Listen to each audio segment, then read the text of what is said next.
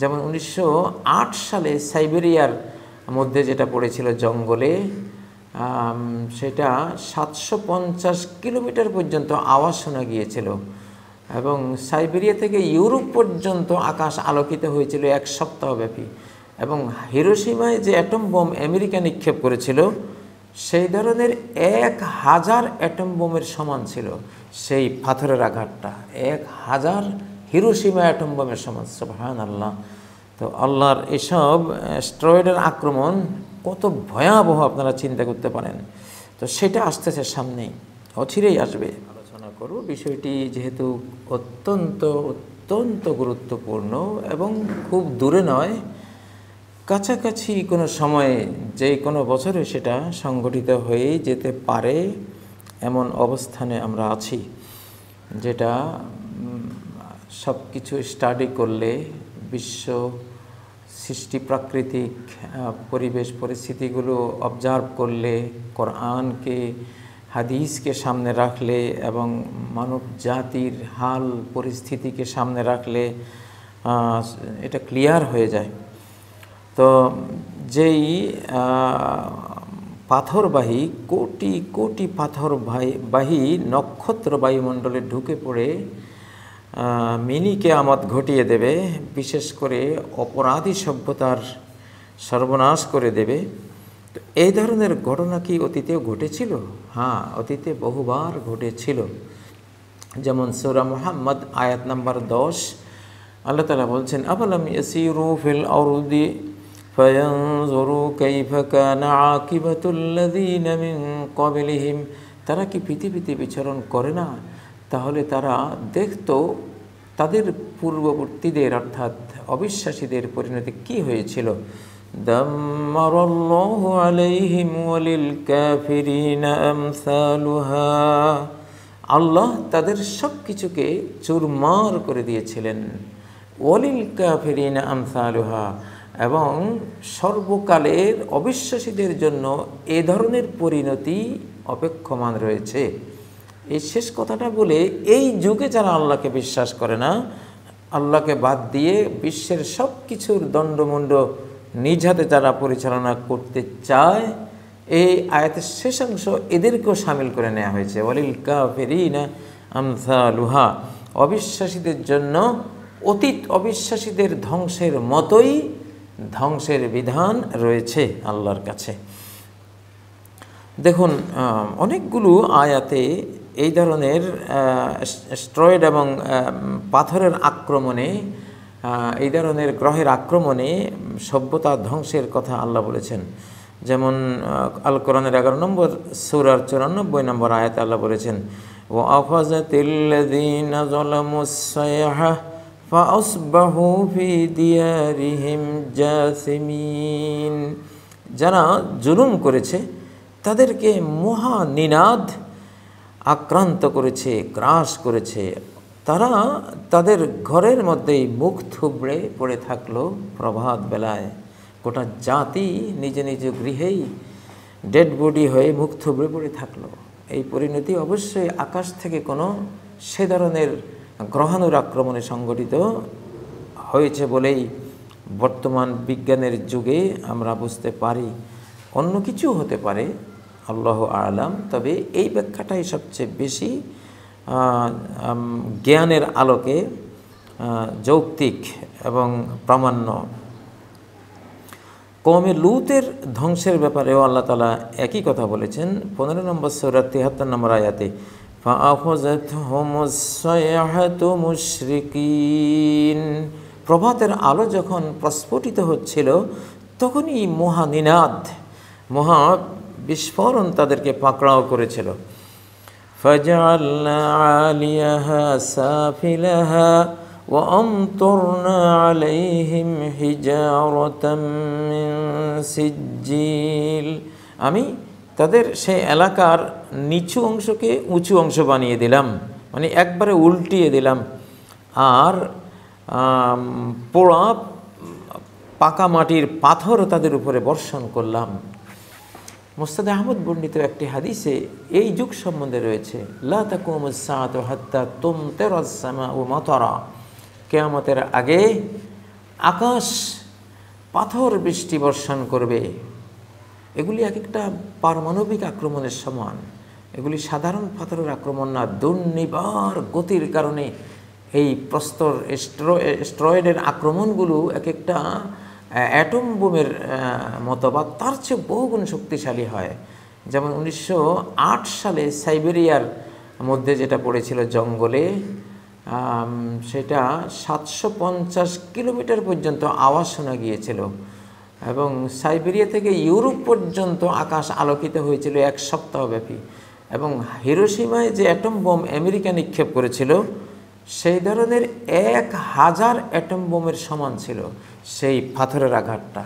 1000 Hiroshima atom বোমের সমান। সুবহানাল্লাহ। তো আল্লাহর এসব স্টেরয়েডের আক্রমণ কত ভয়াবহ আপনারা চিন্তা করতে পারেন। তো সেটা আসতেছে সামনেই, অচিরেই আসবে। এই ধরনের বহু আয়াতের মধ্যে এই ধরনের একটি প্রত্যক্ষ ধমকি অবিশ্বাসীদেরকে আল্লাহ দিয়ে রেখেছেন সূরা ইয়াসিনের 36 নম্বর আয়াতে, 36-37 নম্বর আয়াত। শুনে আল্লাহ কি বলছেন, وَيَقُولُونَ مَتَى هَذَا الْوَعْدُ إِن كُنتُمْ صَادِقِينَ। ওরা বলে ধ্বংসের এই প্রতিশ্রুতি কখন আসবে, বলে দাও যদি তোমরা সত্যবাদী হও। আল্লাহ বলছেন, মা ইয়ানজুরুনা ইল্লা সাইহাতান ওয়াহিদা। এরা তো একটি মাত্র বিস্ফোরণের প্রতীক্ষায় রয়েছে। তাখুযুহুম, যা তাদেরকে পাকড়াও করবে। ওহুম ইয়াখসিমুন, অথচ তারা এখনও এই বিষয় নিয়ে ঝগড়াঝাটি করে যাচ্ছে।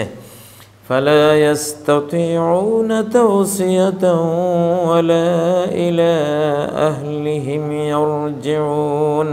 যখন সেই প্রস্তরের ভয়াবহ দুর্নিবার গতিময় আক্রমণ আসবে, তারা না কাউকে উপদেশ দিতে সক্ষম হবে, না তারা বাড়িতে ফিরে যেতে, নিজের নিবাসে ফিরে যেতে সক্ষম হবে, কিছুই করতে পারবে না। সুবহানাল্লাহ। তো আসলে এই ধরনের আয়াত তো অজস্র রয়েছে আল কোরআনে।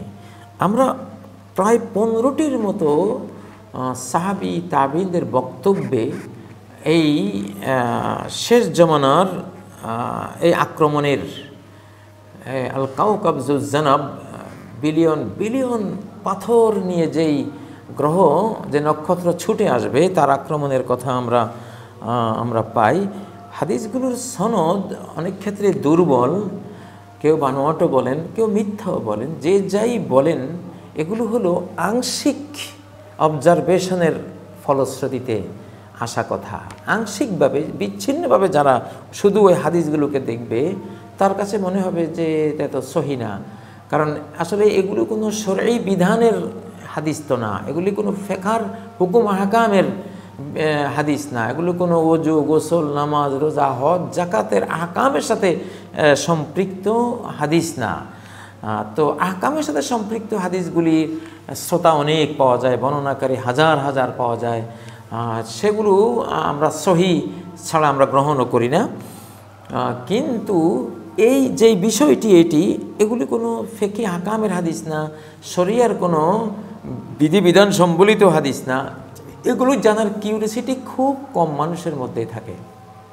সারা বিশ্বে এই সংক্রান্ত হাদিসগুলির স্কলার আমি যদি দেখি, 10-12 জনের বেশি আমি দেখি না। আমাদের বাংলাদেশে 2-3 জন আমরা ঘাটাঘাটি করি, অন্যদের এগুলো নিয়ে কিউরিয়াসিটি নেই।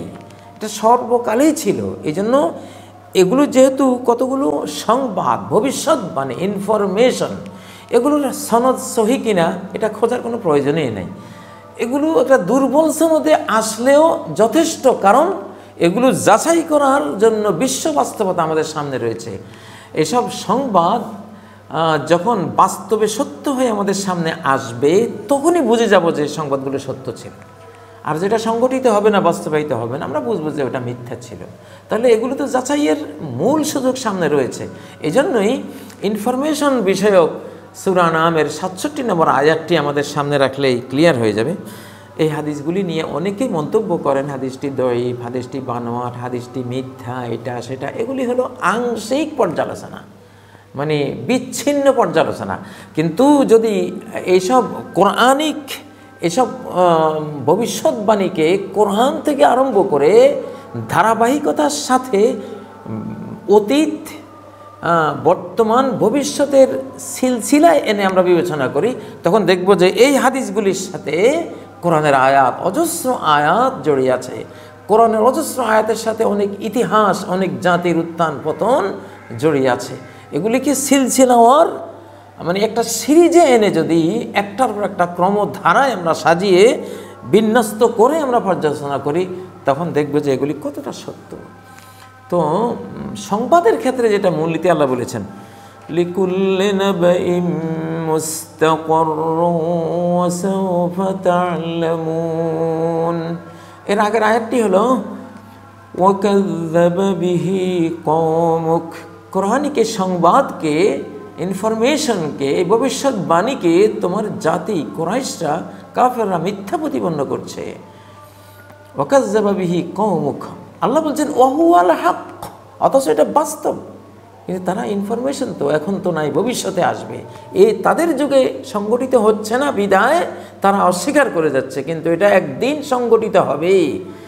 কুল লাস্তু আলাইকুম বিওয়াকিল, তুমি বলে দাও আমি তোমাদের কোনো তত্ত্বাবধায়ক না, তোমাদের কর্মবিশ্বাসের তত্ত্বাবধানকারী কোনো ব্যক্তি আমি না। আমি আমার সংবাদ দিয়েছি, বিশ্বাস করলে করবো, না করলে নেই। তবে একদিন বিশ্বাস করবে।